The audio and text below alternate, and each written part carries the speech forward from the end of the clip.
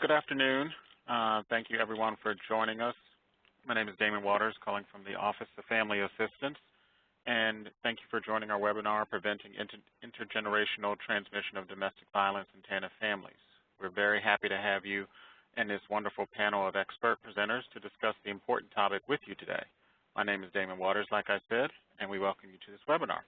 This facilitated webinar explores promising practices and programs from TANF programs and contractors that have been effective in addressing domestic violence using an intergenerational approach.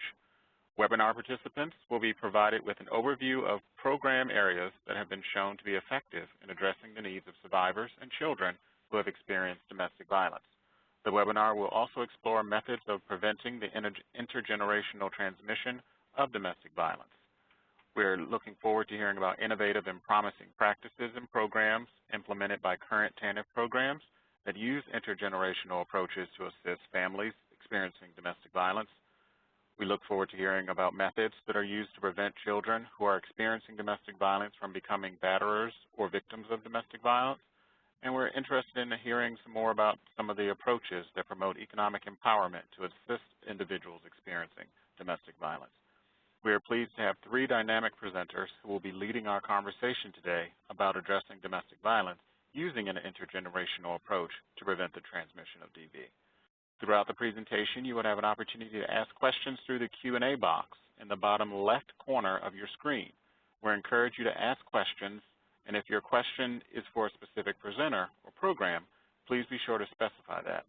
If we do not get to everyone's question, we will provide a Q&A that will appear on the PeerTA website, along with a transcript and audio recording of today's webinar. During the webinar, there will also be a series of polling questions that will appear on your screen. Please take some time and answer each by clicking on the radio button next to the selected response. Doing so will not only help us guide the discussion, but will also share additional information that may inform our practices. We will first hear from Shelley Hansen. Shelley has been with Catholic Charities Harbor House for 4.5 years. She started out as the third shift weekend lead office staff, where she was responsible for handling crisis calls and the safety and needs of clients in the shelter during her shift. After approximately 6 months, she moved to the SAFE project as a case manager. She has been with the project since its beginning in 2012. She was a case manager with the SAFE project for approximately 3.5 years before being promoted to project coordinator. Since beginning her current position, she has been fortunate enough to have radio and television media spots to highlight domestic violence issues and has been instrumental in the publishing of the SAFE project bi-monthly newsletter. She is currently working toward a Bachelor's of Science in Criminal Justice. We will then hear from Rosia Garcia. Rosia began her tenure as the Community Education and Outreach Coordinator of the Violence Interruption Program, or VIP, in July 2015. In October 2016, Senator Jeffrey D. Klein recognized her for her work as a domestic violence community activist within the Bronx. Ms. Garcia has been in the social service field for nearly 10 years, where she has worked in the capacity of a caseworker, supervisor, and as well as data and quality manager. Finally, we will hear from Belina Jackson. Belina has over 30 years of experience in the human development field. Her many roles have included teacher, counselor, workshop facilitator, manager, and chief executive. Her keen administrative and program development skills have shaped a number of employment and training and workforce development professional image programs for a diverse cross-section of adults and young people. Ms. Jackson currently serves as the Chief Operating Officer of the Brookview House, which provides a wide gamut of supportive services to homeless families as they forge their way toward economic self-sufficiency. So I will now turn things over to Shelley with our first presentation. Thank you so much. I wanted to talk about my project a little bit, and I think you guys have the PowerPoint right there. So we started this project about 4 years ago with the idea that we wanted to help men and women leave their domestic violence situations or kind of recover from those if they've been away from them. through a few things. We wanted to help provide safety. We wanted to help advocate for them, whether it be with DCF or with the court systems or other systems that they might be involved in. We wanted to help them with their finances, either to gain control or to learn how to handle finances if they've been a victim of financial abuse and they weren't able to handle those things before. And lastly, we wanted to help them with employment, be that being employed for the first time or looking to put themselves back into the workforce, or even looking to better their employment situation so they could become economically independent. So the next slide there just says who we are. I'm having trouble getting it to change, sorry. Let me see. There we go. We are a collaborative effort between DCF here in Kansas and Catholic Charities Harbor House, working to reduce employment barriers of survivors of domestic violence and sexual assault, and again, the ultimate goal of having those survivors become economically independent. Just a little bit of information about who we serve. We are interested in helping people not continue this through the generations and becoming economically self-sufficient. So we do help those that are in poverty. We will help men or women. They can have children or not children. That doesn't really matter because we know that domestic violence can cross all the lines. Survivors, as DCF defines those domestic violence survivors in the state of Kansas. And in the state of Kansas, DCF says that that's intimate partner violence. So it can be a same-sex couple, an opposite-sex couple. It can be a living together couple or a married couple, as long as they were an intimate partner couple. They must either be on cash assistance at the time that we receive them, or they can come to us through a healthy relationships class, as long as they meet those state guidelines for 100% poverty, and they must live in one of the 25 counties that the Catholic Diocese of Wichita serves here in Kansas.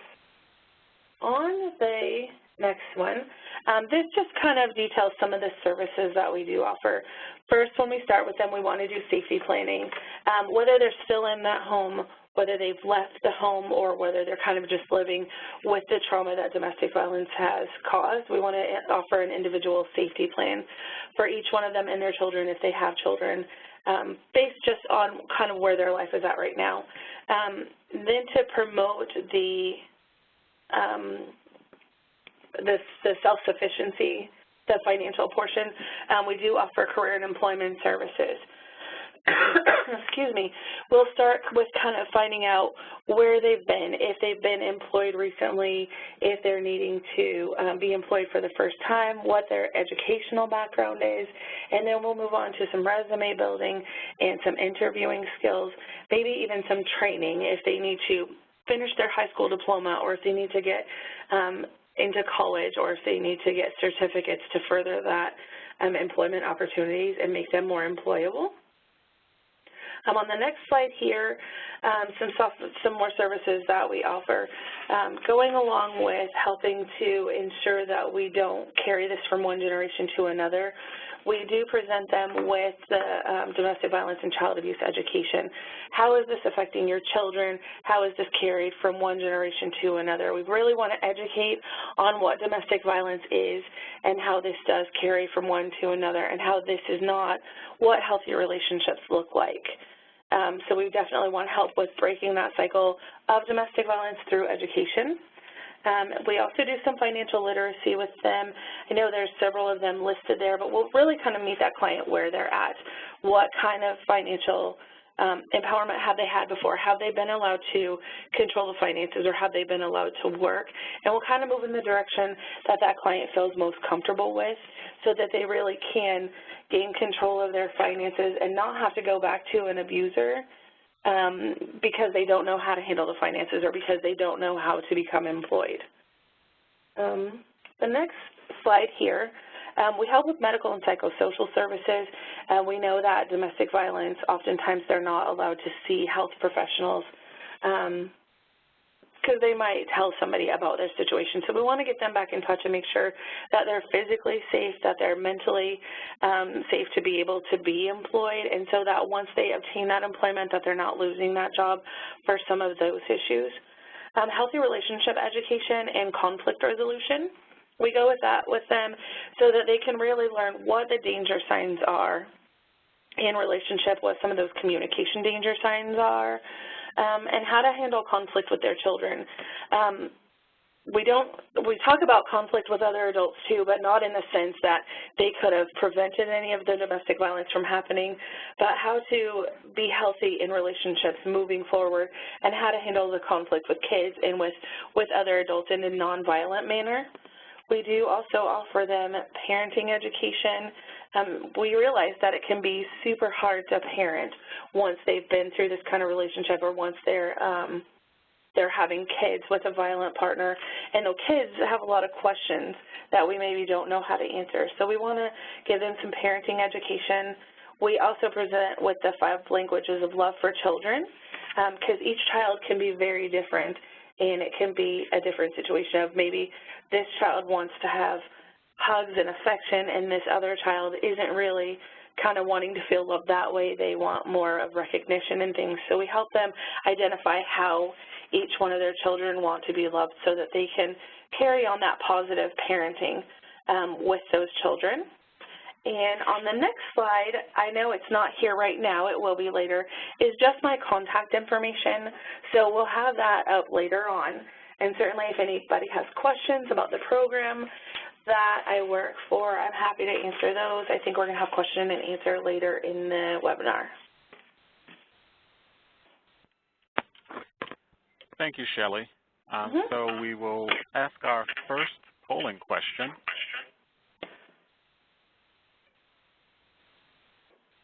And I see people have already jumped into it. I feel equipped to assist a TANF recipient with domestic violence challenges. So still a few more seconds for that one, then we'll throw up our second polling question because I actually missed this during the first one.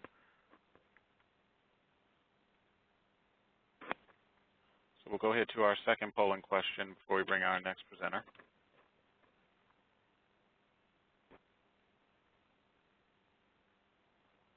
And for all of our participants, I'm aware of the State Domestic Violence Coalition in my state.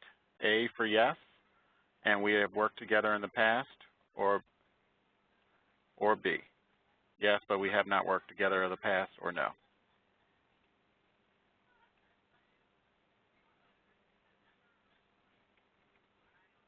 So we'll take a couple of seconds on that one.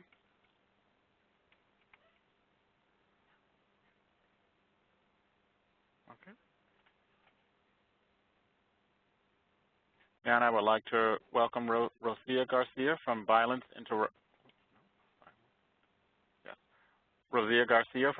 Interruption Program Incorporated. Rosia? Hi, good afternoon. I'm Rosia Garcia from Violence Intervention Program, VIP. Basically, we have been around since 1984, and we started as a small project in order to address and end domestic violence in East Harlem in Manhattan. Ever since then, our history has expanded, and our mission continues to be to lead Latina survivors of domestic violence to safety, empower them to live in a violence-free life. So we do this based on certain approaches, grassroots community, as well as making sure that we service the family as a whole, the children, family, men, women as well. In 1984, again, we established as a domestic violence project, and then in 1998 we opened MODIVIVI, which is a domestic violence shelter that houses currently 51 families in scattered sites, family, children, as well as men who are affected by domestic violence.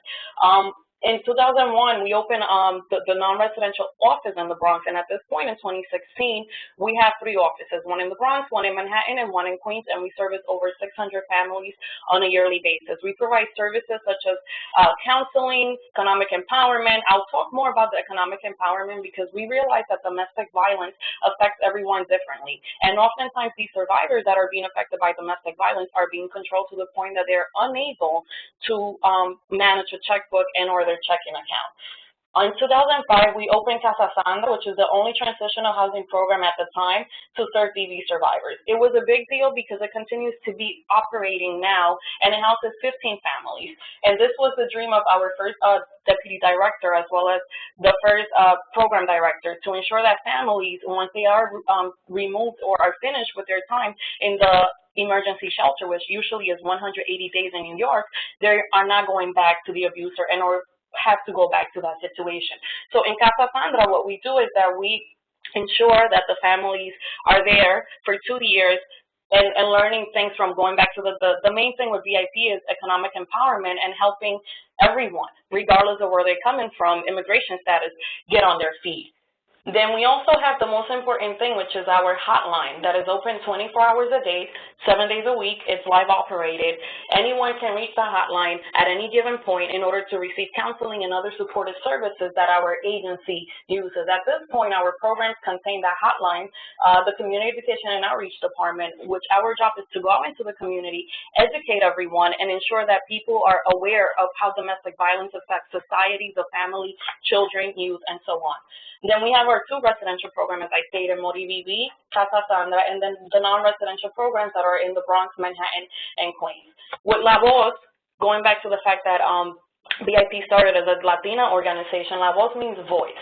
And as we know, oftentimes people that are being abused, domestic violence, whether physically or emotionally, lose their voice. So our biggest pride is to provide them with that voice and help them understand that they're able to come out of the situation. And this is why we make sure that we're out there grassroots, because 80% of the people that we serve are undocumented. We are specializing in serving those that are unseen, that are not there. We build community, collaborating. For example, in 2015, we were able to secure free medical assistance for the women that are in these domestic violence situations, that oftentimes their needs are going unmet because they are not able to take care of themselves. So a lot of the issues that they might have, whether HIV, medical issues, not getting a pap smear and things of that nature, are also important for us at VIP. The Adelante Mujer Project, which is Women Moving Forward, allows the post-crisis survivors to participate and become mentors in their community and train them in order to do public speaking, as well as leadership building, domestic violence 101, team building, and advocacy, in order to allow them to get that power back. Then again, community outreach continues to be a big thing in VIP as a whole, not just in the domestic violence portion, but also making sure that we're meeting the children, the youth, and everyone. Coalition building and organizing. VIP is one of the organizers and one of the founders of the Bryce March.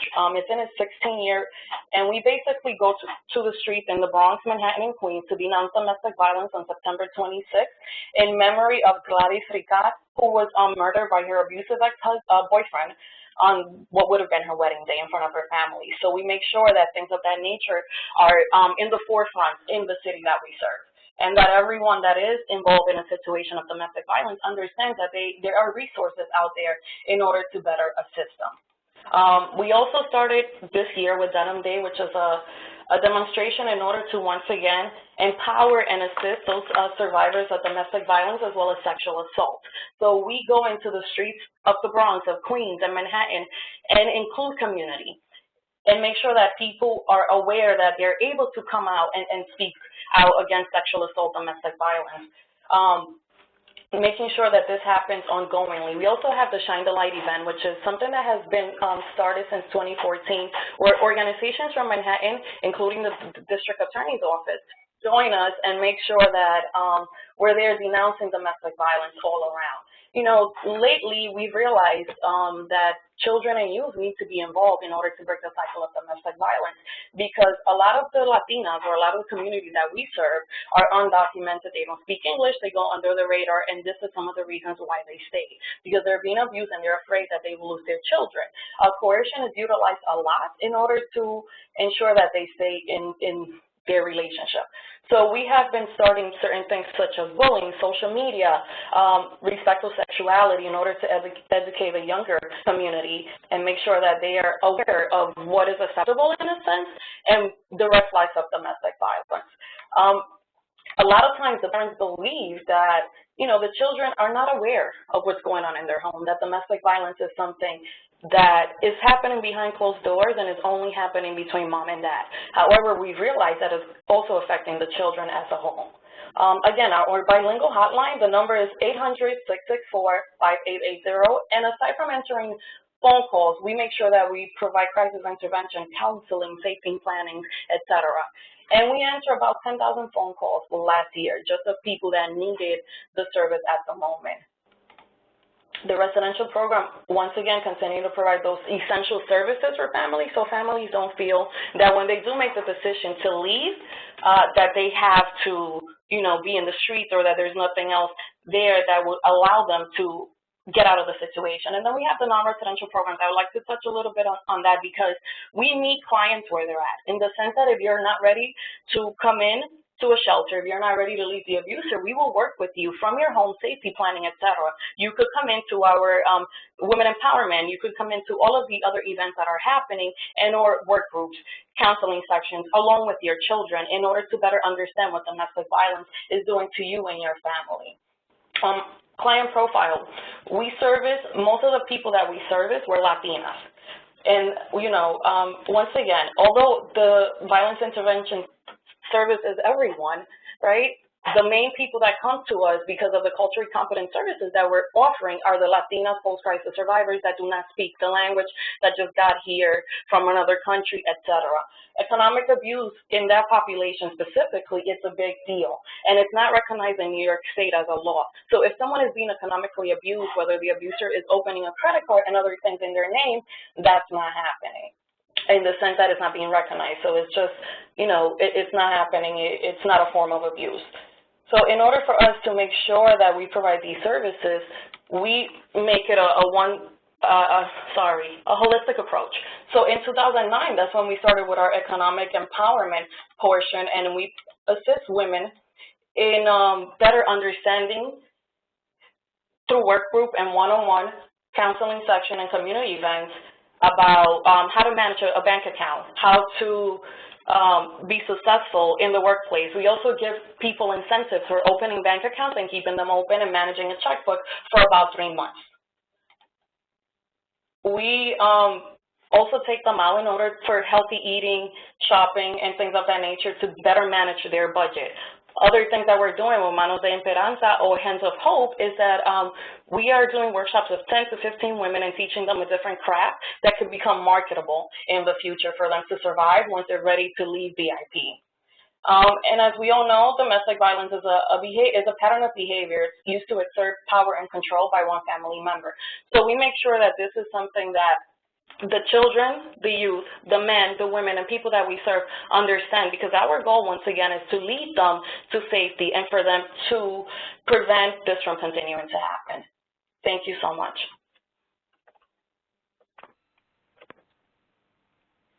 Thank you, Rosia. So we will move on to our third polling question before we have our third presenter. We have taken steps to prevent the intergenerational transmission of domestic violence so that children do not become batterers or victims of domestic violence. So we ask that our participants provide their responses to that question.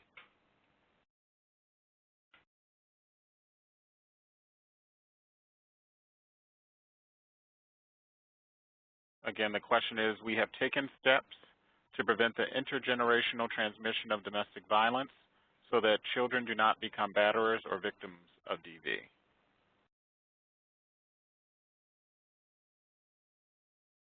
I'll give that a couple of seconds.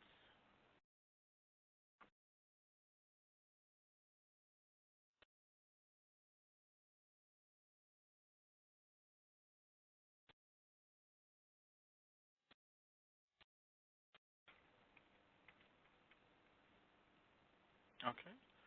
And Belina Jackson from the Brookview House will have the final presentation before we move into a Q&A session. So again, if you have questions, please submit them through the question and answer box on the bottom of your screen. We'll have good time for a lot of questions and answers, and we hope that you'll start trickling those in. So I will turn things over to Belina.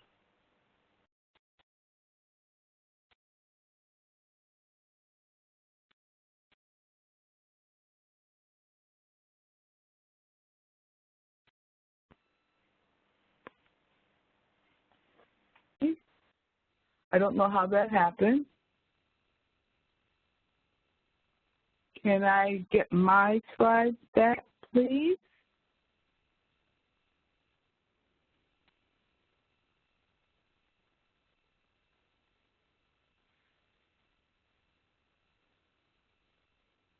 Well, while the technical assistance is going on and my slides come back, let's see if I can, okay, here we go.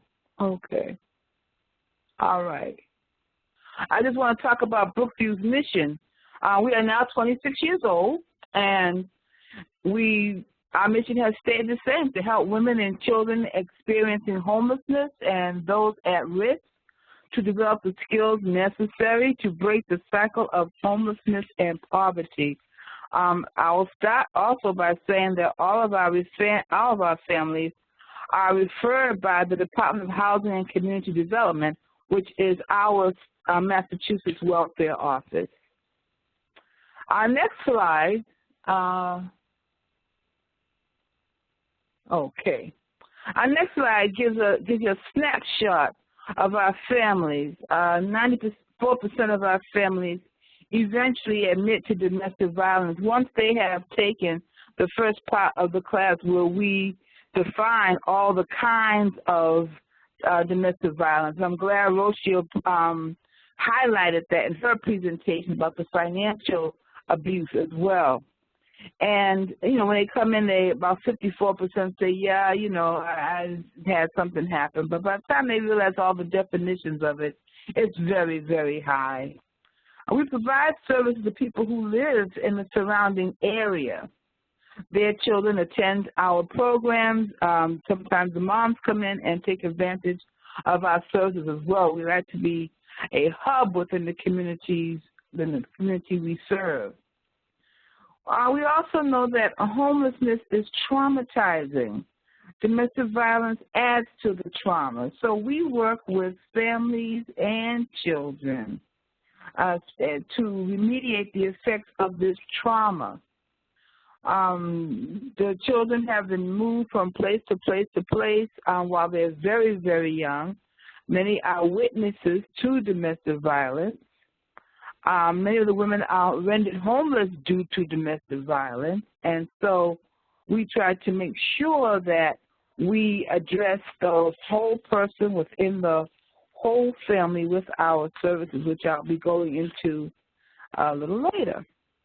Another snapshot of our families is educational attainment, which is key to financial stability. All of you know that this very closely replicates national data. Lack of educational attainment leads to limited employment opportunities. And when you add that English is not the first language in the home and the instability that ensues, you can see that this gives families very limited options, very low incomes, lack of or no housing opportunities, and then lack of choices. And this increases the chance for domestic violence to occur because the woman does not have a choice in where she can move, go, work, or sustain her family. The common barriers that we try to, and let me move forward here. Don't want to. Okay. Okay. The common barriers that we work against, as you can see, all the things I just mentioned: limited work experience, DV, poor mental health, alcohol, substance abuse, evictions, credit, CORI, and then also the trauma itself. And we use case management. We also have our workshops that we run in the evenings. The workshops cover housing. We know that good tenancy skills and knowing your rights as a tenant will help to increase your chances of housing stability. We also have what we call our safety network workshop, which is really a domestic violence workshop. Brookview House was very fortunate to have 4 years of a Department of Justice program contract where we provided specific services to survivors of domestic violence who are living in transitional housing. So we were able to develop some really strong core competencies around that. We also cover financial literacy.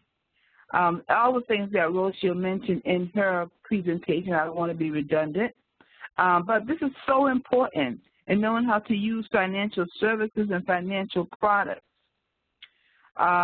We have therapeutic services, group and individuals for our adults and our children.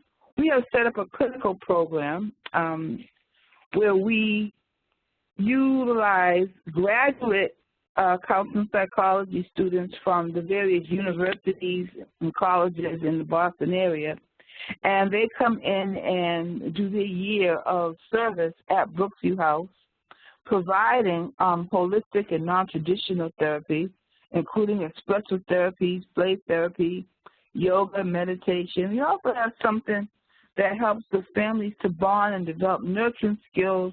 It's something we call Family Fun Night. And that could be anything from karaoke to Jeopardy to making muffins and watching a movie. It's really just fun. But the whole idea is to help our families become closer and closer through all of what they're going through. We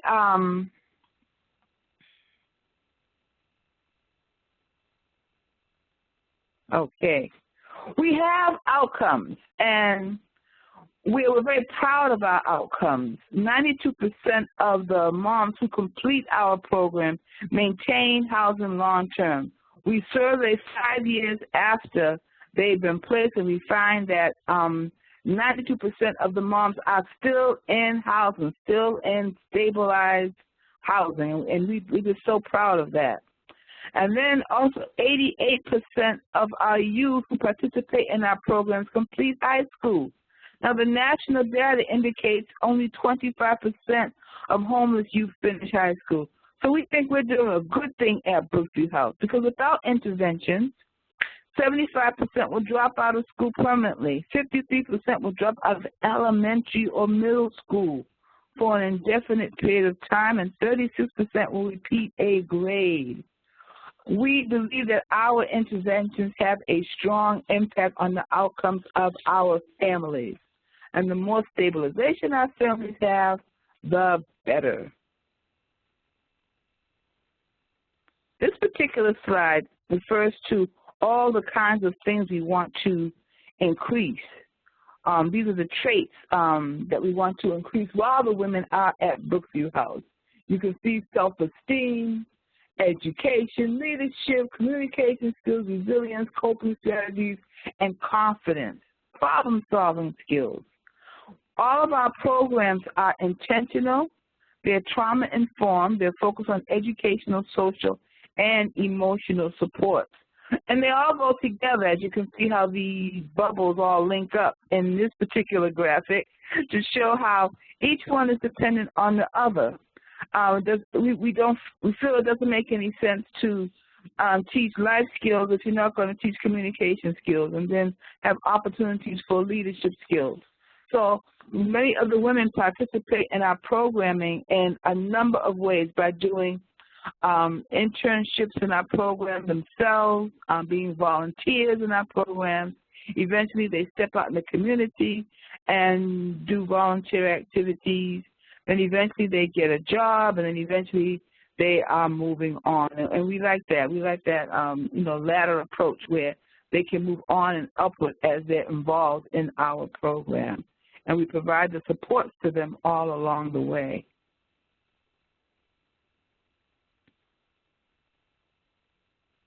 Okay.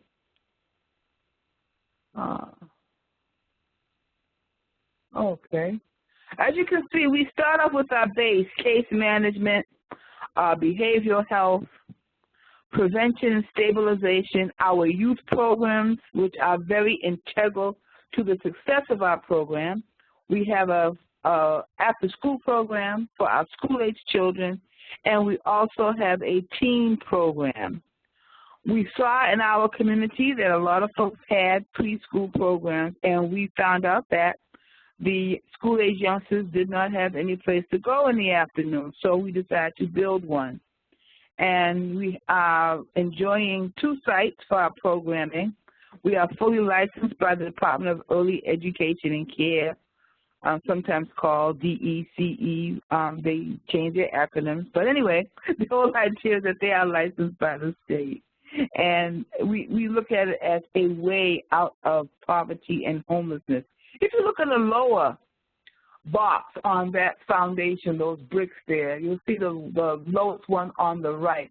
This is apartment-style living. That is one of the unique components of Brookview House. We have our families in apartments, not congregate rooms. We believe the best way to learn to live in an apartment is to live in an apartment. And by that, they learn how to develop all their tenancy skills, live in a community, problem solve in the community, and develop their confidence and governance skills as well.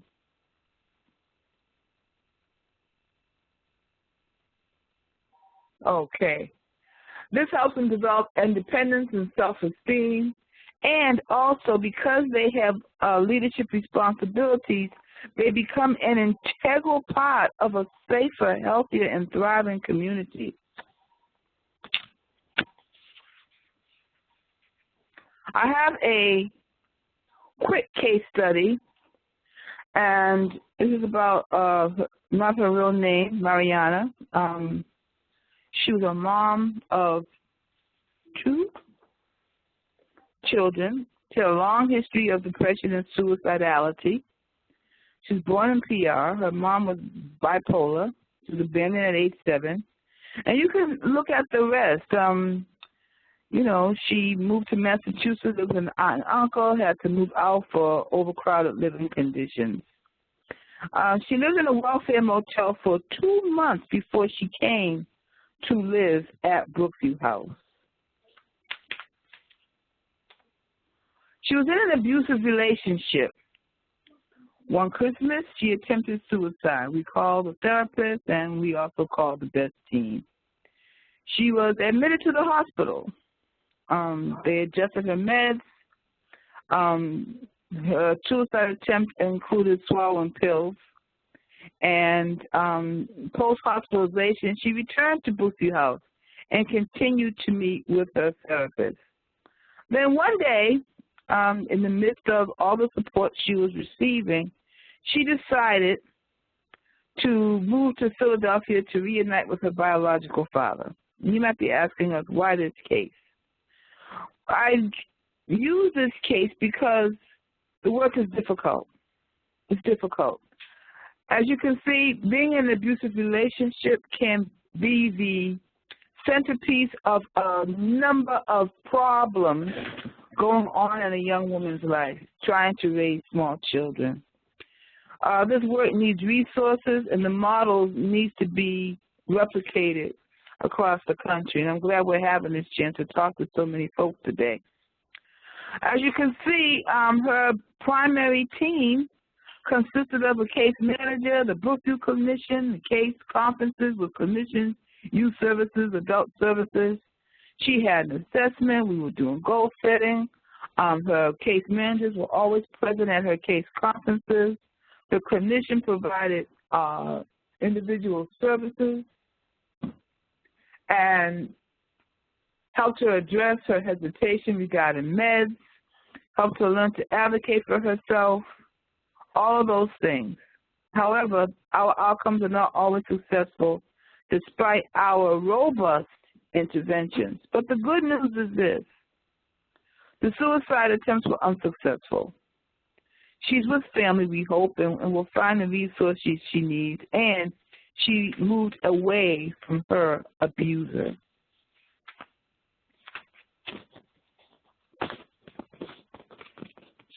I want to thank you for listening today about some of the things that we use to help our families through these rough times.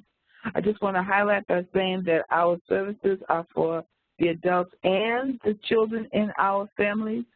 And we believe family homelessness can be solved. And we believe that the accompanying difficulties around case domestic violence and not being able to handle financial issues and lack of education. We believe that this is not a silver bullet. It's a combination of many, many things that we have to apply in a particular program. It's a multi-pronged approach, and I think as long as we look at it that way, look at our families, look at our demographics, and design particular programs that are germane to their needs, I think we can be successful. Thank you very much for listening today. And thank you, Belina. We have one more poll question before we jump into our Q&A. We have quite a few questions that have already come in, but we want to ask one more poll question. I'm knowledgeable of the family violence option in my state that allows for greater flexibility in waiving requirements and providing services to survivors of domestic violence who need TANF assistance. Again, I'm knowledgeable of the family violence option in my state that allows for greater flexibility in waiving requirements and providing services to survivors of domestic violence who need TANF assistance. And you can answer that on the right side of your screen. Okay,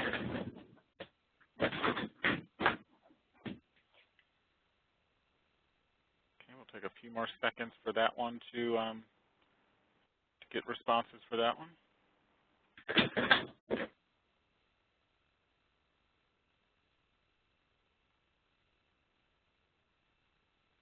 So we will jump into our Q&A, and pretty much all of these questions are for all of our presenters. So any responses that you may want to give, we'll just go in the order of the people that you did when you presented. Our first question is, can you discuss in more detail any activities that you specifically use in your programs when you're working with a client's child? So looking through that intergenerational lens, are there specific activities that you do when addressing DV with your client's child? I don't mind answering that question. This is Belina. Go ahead. As I said, we have a licensed after-school program, and the focus is on academics and behavior. And we work with our children to make sure that they learn how to resolve conflict in a nonviolent way. So we use things called redirection. We also have a technique we call tribal, where the children sit down and sit in circle and discuss what has happened and figure out alternative ways to solve it. And we also try to model the behavior in front of our children when it comes to conflict, so that they are not repeating the violent responses to conflict that they may have witnessed. Thanks, Belina. Shelley or Rosia? This is Shelley. We actually are an outreach program, so we work with the parents through that parenting and through the Healthy Relationships class, so we don't work directly with the children. Rosia, anything you want to add?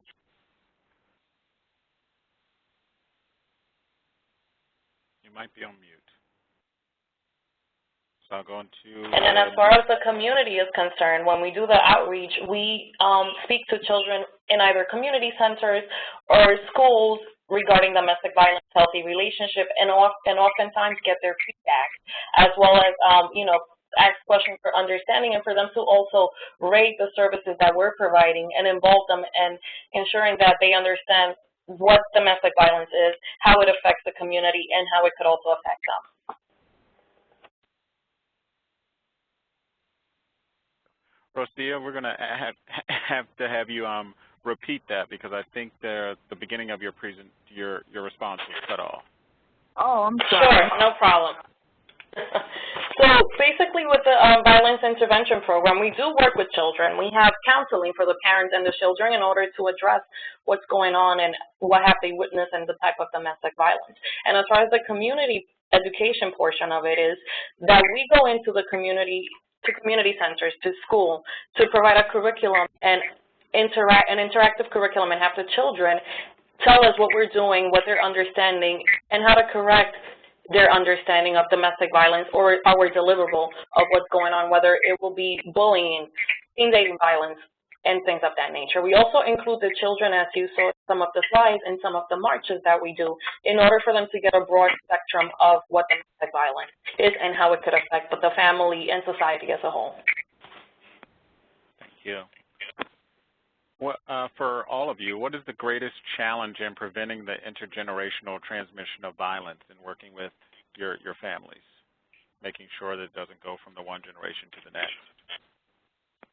This is Shelley. I think our biggest challenge is that the parents aren't recognizing that the children are affected by this, so they don't kind of get engaged when it's time to talk about how this can move from their relationships to their children's relationships, because we all kind of want to believe that it doesn't affect our children and that our children aren't seeing it.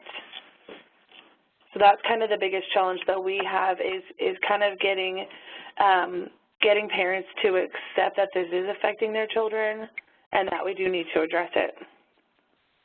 Thank you, Jill.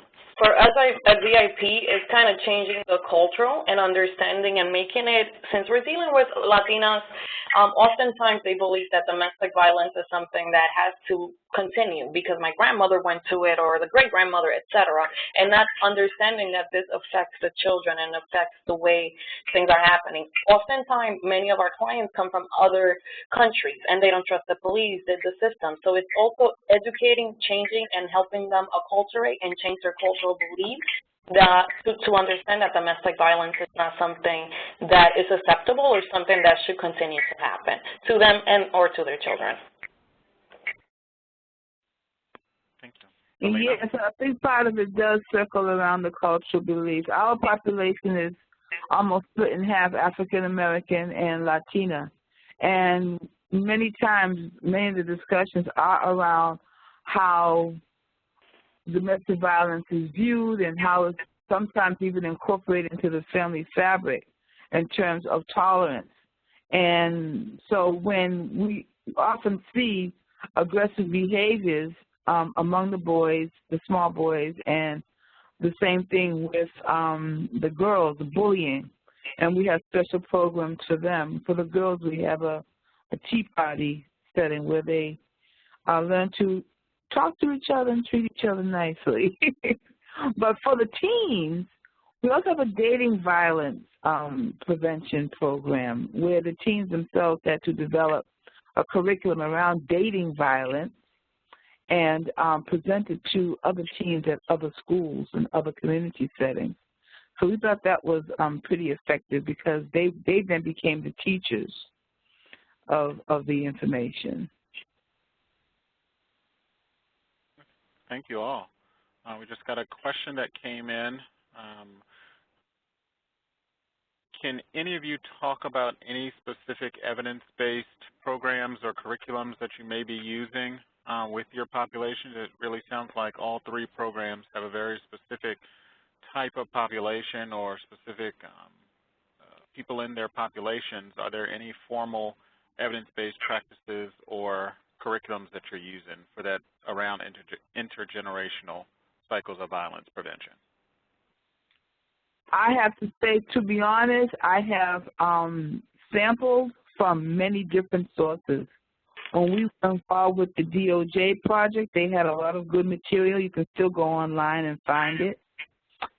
We had information that was part of Brookview House archives for quite some time. We've updated that. We witnessed best practices because we were able to go to a number of conferences across the country during that time and really witness what other people were doing and, sort of incorporate those things into our work. Like I always say, it's never a one-size-fits-all or a silver bullet. It's really researching, knowing your population, and researching materials, curricula, activities that speak to your families. And I think that's what makes some of what we do most successful. Thank you, Belina. This is Shelley, and we use the Within My Reach curriculum by Prep Inc. And it's not designed specifically to prevent domestic violence, but it is designed to teach somebody what a healthy relationship is and what it's not. There is a small section about domestic violence in there, but we do have domestic violence trained advocates that teach this curriculum, and this curriculum has been, it's the project of, I believe, 20 years of research with people in relationships and seeing what speaks to a healthy relationship so that we can pass those skills on to our clients so that they're able to recognize what domestic violence is much sooner in the relationship and how to expect a better relationship for themselves.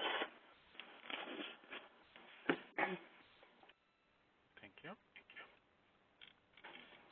I'd like to add one last thing. Okay, this is Belina speaking. We have found to be very useful, very successful, to bring in survivors of domestic violence, women of color. Many of them are authors in their own right. They've written about their story, and have them come in and speak to our women. That has been so powerful.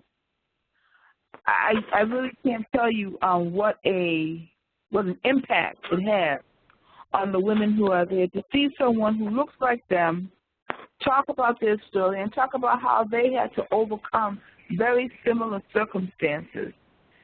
And so I think that is a technique, not necessarily a curriculum, but a technique that can be used to really buoy the effectiveness of your programming. This is Rosia from VIP. Some of the stuff that we use in order to address the teenagers, it's a Peace Over Violence curriculum. It's called In Touch with Teens, a relationship violence prevention curriculum for youth ages 12 to 19.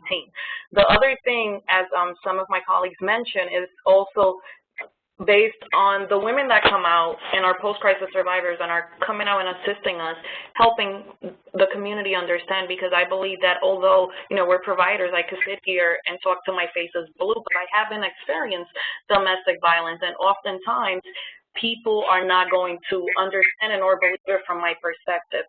Moreover, we have partnerships with all other organizations in the community, all other domestic violence organizations, in order to work and see, collaborate and ensure that if we're unable to service that survivor, that child, that those services are there. Not mainly evidence-based, because we believe here at VIP that not two victims, not two survivors are the same. They are in unique, different situations. So it's not a one-size-fits-all approach. It's mostly what's going on, how can we assist you today? Because the needs that the survivor might have today will differ based on what's going on in her life or his life tomorrow. And thank you, you three. And definitely jumped into one of the other questions that we received. It sounds like each of the programs have a very integrated approach around building some sort of social capital or peer networks between former clients, current clients.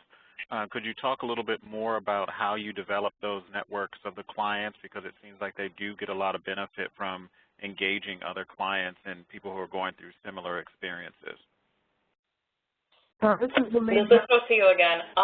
So with our post-crisis survivors, going back to the way the culture and the Latina community is seen, oftentimes because they're afraid to come out, they think they might be deported, etc., our best referrals are those of word of mouth. So having survivors come out with us when we do presentations and or in their community, from the point of, giving mail files with our hotline number or any information in order to ensure that people from certain communities or that are not happy or unable to come out of the shadows with their assistant. We also meet on a monthly basis with the post-crisis survivors or promotoras in order to talk about what the expectations of the program are. We allow them to design the program based on their experience. We have other outside agencies, so continuing to assist these promotoras is what we do. It's our goal. So, for example, if one of the promotoras needs assistance with obtaining a GED and things of that nature, we will have that speaker or that person from that school come in here. So we're not only servicing those that are in crisis at the moment, but those that are also post-crisis survivors. Thank you. Sound like Belina was trying to get in? Yeah, thank you, Rosia, because those are some of the same things we do. We bring in alumni quite a bit to speak to our women. And we also provide services many times long after people have moved on from the program, because new things are coming up in their lives all the time.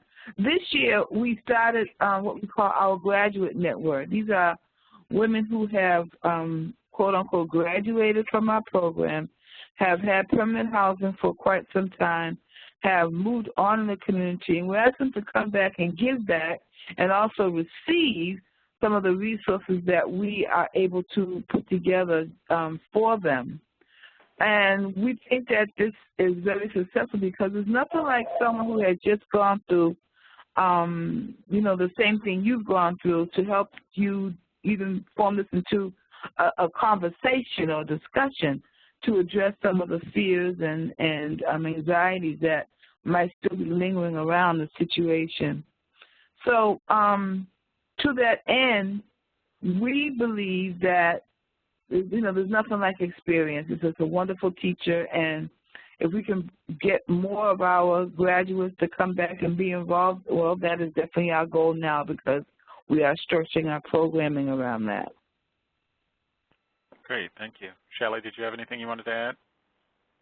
I don't. We, since we're solely an outreach program, we have to really protect that privacy, so we don't interact with we don't have former clients interact with current clients. Okay.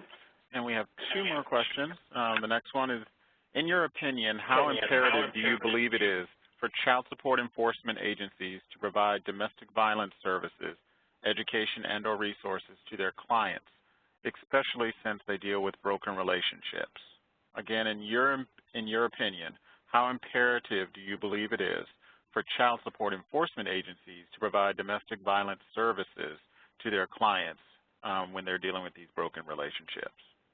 This is Shelley, and I'll go ahead and take a stab at this one.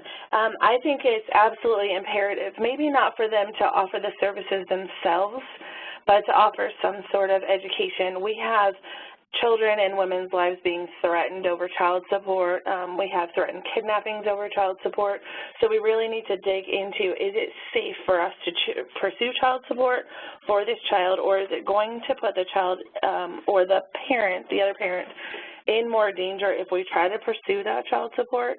Because sometimes things will be going okay and the violence won't be there until the absent parent receives that letter saying that they have to pay child support, and then it does put kind of everybody back into danger. So as far as them offering the services themselves, I'm not sure that that's so important as to them being at least educated in being able to recognize domestic violence and get them to the right support.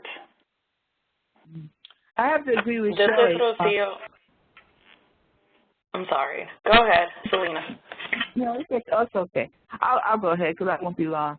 I have to agree with Shelley to a great degree, because sometimes just some kind of movement on the abuse part can cause a reoccurrence of violence. But I think that having programs, in Massachusetts we have a program called Emerge, and having, the partners refer to Emerge, I think can be very helpful and very useful.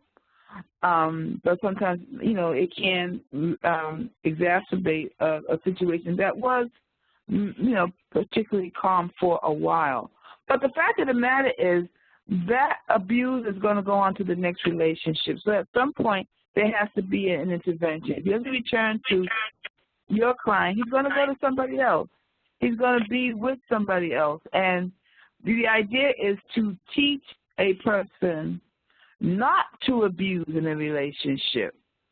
Maybe not this relationship, the current one, but in the future to let go of those abusive traits, because it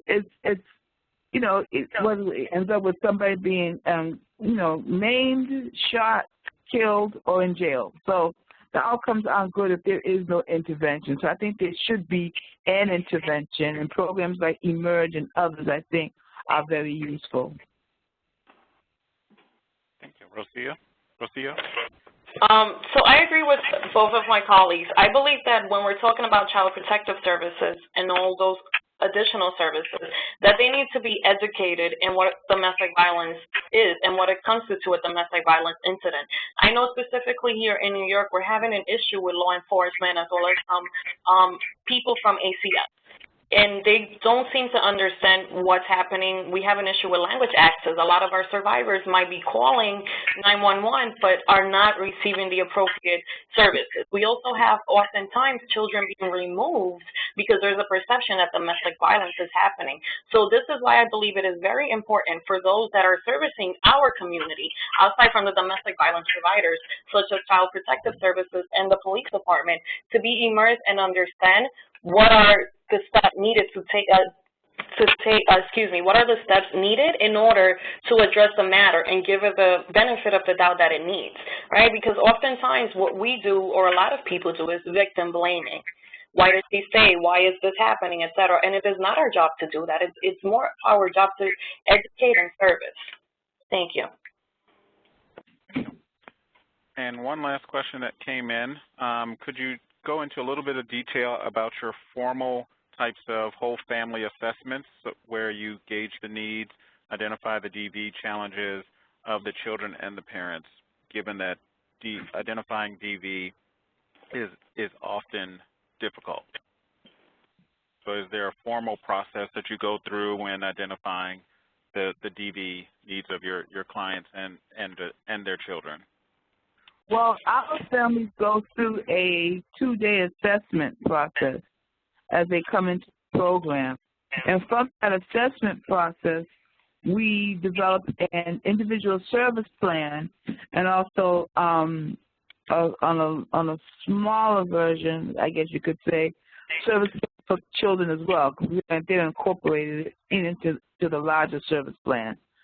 We ask a lot of questions in a lot of different ways because we're trying to get to, number one, their reason for homelessness. And usually the answer kind of tells us which path to go down, you know, when they say a certain thing around eviction or overcrowding or whatever the case may be. And also, we also ask for a copy of their credit history in their query, because oftentimes women have been punished for the activities of their partner within their housing. So the partner is, you know, could be dealing drugs in the apartment, but the woman is who gets evicted. And so when we find those things out, then we know what course of action we have to take. So it's really about the informed questioning by the case managers to do the assessment and then setting up a service plan for the entire family. This is Rosia. With us is a bit different. So we have an intake process where they will call the hotline and start, you know, setting up an appointment, whether to go to the non-residential and or residential program. And at that point, after working with the family, the women or the men, for quite a while, is that we understand and begin to unfold and find different things that are affecting it, and for them to also understand what domestic violence. What we've noticed is a lot of the victims that come to our agency for assistance have been dealing with this through generations. So oftentimes they don't believe or feel that what their kids have gone through and the family, it's domestic violence, but it's sort of, you know, the way of life or how they're being raised, or this is what they're supposed to be doing. So with us, again, it's so intricate, it's so different because it's not a one-size-fits-all approach. You have victims that might call the hotline and spill everything right then and there. Then there are others that are so afraid that will not even proceed with the call and give their name. So it's just a matter of, once again, making sure they understand that the services are there for their benefit. Then we also have times when survivors will come up to us following a presentation and tell us what happened to them 20 years ago or what's happening now and ask for assistance. And this is where we, once again, refer them to the hotline because those people are better able to deal with those issues at the moment. Then again, during, you know, counseling at the residential or non-residential program, they do one-on-one, sometimes group.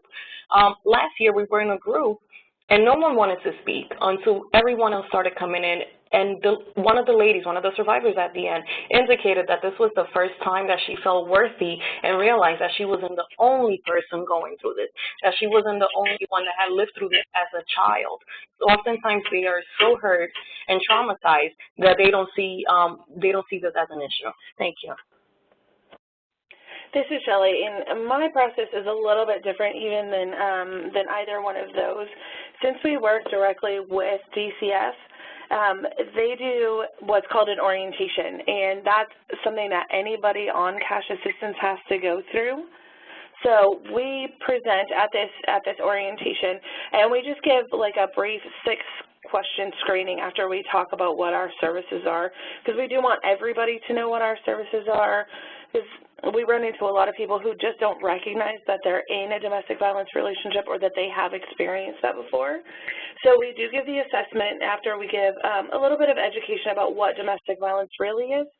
And at the end of that assessment, or at the end of that screening, they are supposed to write their name and their phone number and whether they want to be contacted or not.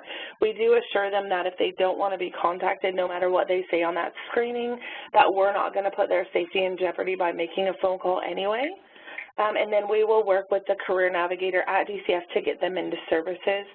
If they come into services some other way besides being involved with DCF, then they've already kind of self-identified, and we'll talk to them about what kinds of domestic violence were they experiencing and kind of where they're at. Are they just beginning the process, or are they kind of a little bit removed and they're just still dealing with the struggle to move on and trust again? So again, just meeting them where they're at, letting them know that this program does exist, and like I think Rosario said before, that it's kind of an ongoing thing, that the longer we're with a client, the more we learn about their trauma. So we just try to meet them right where they're at in the beginning and address the things that they are disclosing, build that relationship and build that trust so they will continue to feel more comfortable in disclosing that information to us so that we can help them as a whole moving forward. Great, thank you all. Just to check. Well, that was our last question. I want to thank all of our presenters. It was a very informative webinar. We heard a lot of different discussions about preventing the intergenerational transmission of domestic violence, and we look forward to gathering more information from our presenters and posting them to the PeerTA website, some of their curriculums and some of the other resources that they use. I would like to turn things over to Mr. Stephen Broyles, who will close us out with some last-minute housekeeping items. But on behalf of the Office of Family Assistance, I want to thank everyone for dialing in today, and please stay online so you can finish the assessment about the webinar so we can continue to improve our TA to the field. Stephen? Thank you, Damon. And as he mentioned, if you could make sure you stay on the line, because there will be poll questions that will be providing an evaluation of the webinar. And we'd like to thank everyone who participated in today's webinar, and thank you again to our expert presenters. We want to let you all know that a transcript and audio recording of this webinar will be available shortly on the PeerTA Network website at www.peerta.acf.hhs.gov. We'd also like to hear from you about future webinar topics, so please send us your ideas via the PeerTA website. Also, we also ask that you please help us expand our network and reach a greater number of people by directing interested colleagues from your local and state networks and agencies to our website, again, the PeerTA website. Technical assistance is also available via the PeerTA website, and if you're interested in assistance in implementing anything that you heard today or other topics, please let us know via the PeerTA website. We look forward to your participation on future webinars, and we look forward to, again, to you visiting the PeerTA website, again, at www.peerta.acf.hhs.gov.